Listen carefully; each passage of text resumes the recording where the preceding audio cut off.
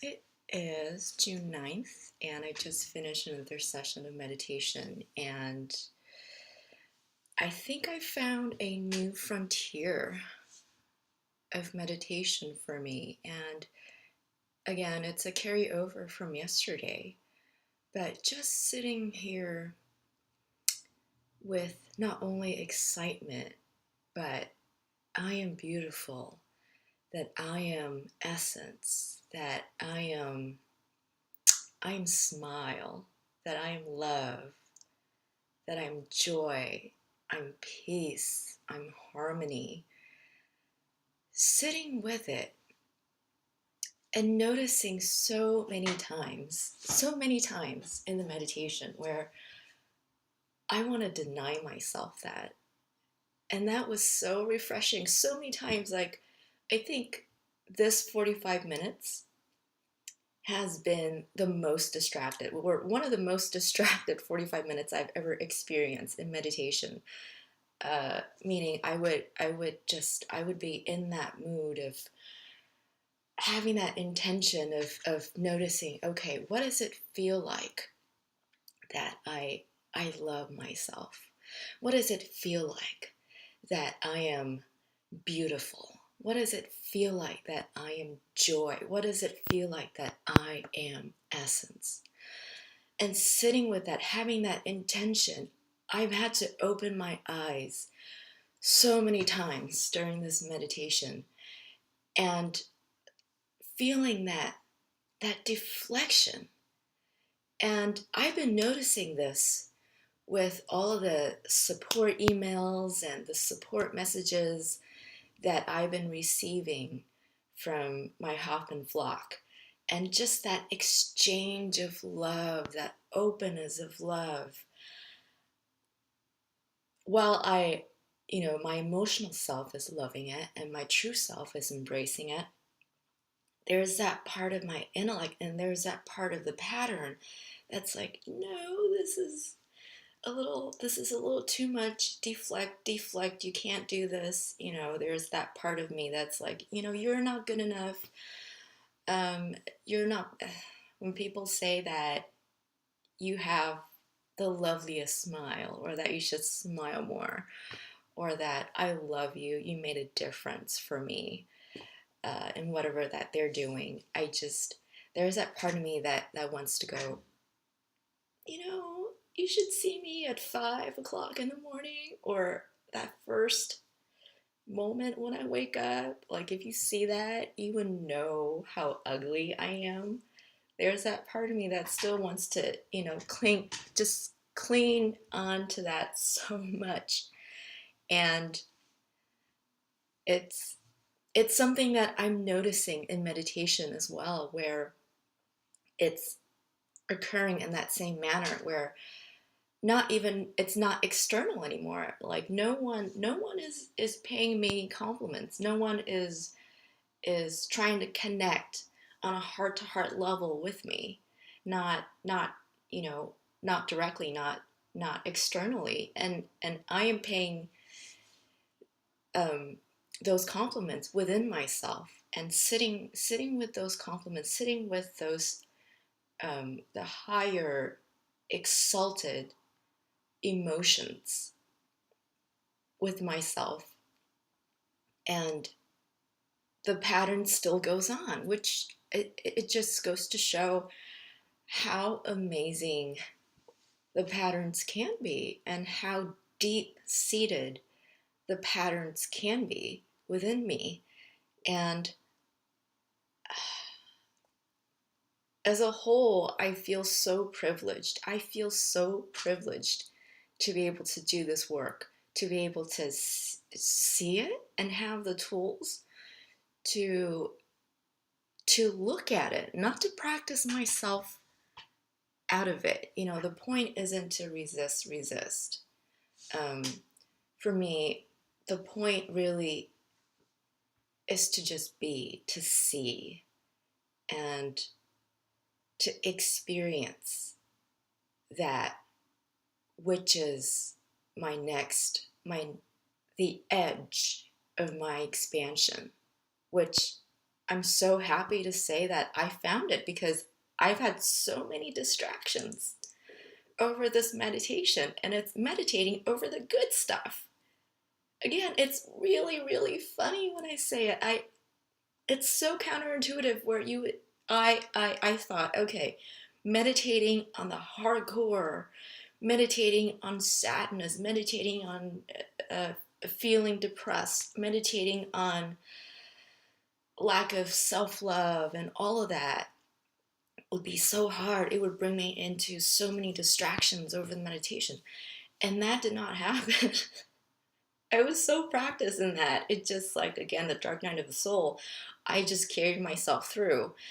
And when I'm meditating on joy, on love, on peace, on harmony, on how I'm beautiful, I'm deserving, I'm worthy, it's all these defensive mechanisms that are coming up against that edge of feeling that expansiveness, even in the positive emotions. It's not just the negative emotions that I want to feel that sense of expansion. It's also the positive emotions that I think there's so much more potential to feel into that expansion. So I found my edge. That's, for me, that is so refreshing. That is so exciting for me, that because that means I get to have more of those qualities that I feel is so much what I want to incorporate as a part of my life. I'm not saying it's lacking. I just feel that ability to, expand into and feel into a lot more. And while there's that distraction, I also feel that I sat with it. And the more I sat with it, the more I felt into the bodily response of, I am light, I am free, I am joy, I'm that smile, I am connection, I am heart. The more I feel my chakras light up, like the chakras they're so alive, and they begin to spin and to just shine. And I could feel sort of my lower chakras, my second and third chakra, becoming more alive, instead of that dead feeling, that sort of feeling of kind of what else is there for me, Ugh, I'm tired. It's like suddenly it's alive, and it's not only alive, but it's very sensual. It's like my mind's going, is that even appropriate? But it's so true, and that's what I have been. That's the source of passion, isn't it? That sensuality, that base at the base chakras, that sensuality is is an indication, is an expression, not just indication, but it's an expression of aliveness, of feeling vivacious, of feeling excited, that excitement for life that I remember so much when I was a child. And I'm not talking about, full on um, sexuality, that sexual attraction, that sexual opening. It's, it's, it could be that, and that's a part of it. But it's also that aliveness, that openness in the lower chakras, even as a child. Just that curiosity, and that ability to be a part of that creationism. I think that's what it is. It's being open to creationism. That lower chakra, when it vibrates, when it shines, it's connecting to creativity. It's connecting to that source of anything goes, that source of anything can happen. And that feels so amazing when I'm just sitting in the exalted emotions. And I think the pitfall that I used to go into is to really go into self-blame and self-criticism when, when I feel a trigger, suddenly I feel like, oh my God, I'm not in my most meditative um, stature, mind state. I'm not in my most grounded mindset. That means I've got to bring this excitement back a notch. I got to scale it back a notch, or a couple of notches. Um, but it's become, since now that I see that, it's become okay to just be out of it from time to time, because I am adjusting. This is how my intellect is helping me understand it. It's kind of like I'm adjusting to this new state of accepting beauty, love, joy, excitement, harmony, love, heart to heart connections, all of those states, all of those exalted, loving states into my biological being. And I think that, or I could sense that my biological self and my cellular self is still trying to adjust to that.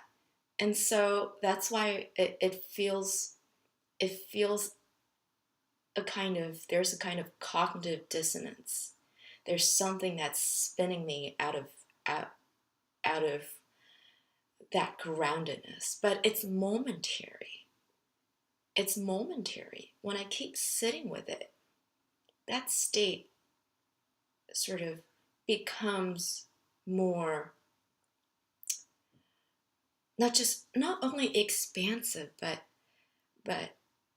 it gets absorbed into the body more and more.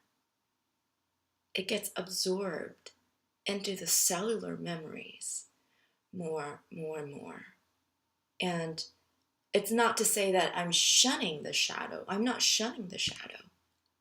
And I'm also not denying that there are these moments of deflection. There are these moments of wanting to completely stop and go back into the deep, go back to the what is that term again? The darkness of the night, and just wanting to give birth to a new soul completely. There are those moments too. But what a gift to sit with those exalted moments, to absorb, to allow the body to feel that dissonance, to feel the body resisting, to feel the mind, body, emotional part of me resisting, and to have that self-compassion, to have the self-love, to stay on course, to stay on par with the intention of wanting to expand this experience, of wanting to allow my body, my cells, to be more receptive to these exalted states, to allow myself to have bigger exchanges, to have more meaningful, more heartful exchanges with my external environment. It's with that intention that I set with these exalted states. And it was beautiful, feeling all my chakras just light up and being in resonance with that intention was just so beautiful. And so that was today's meditation.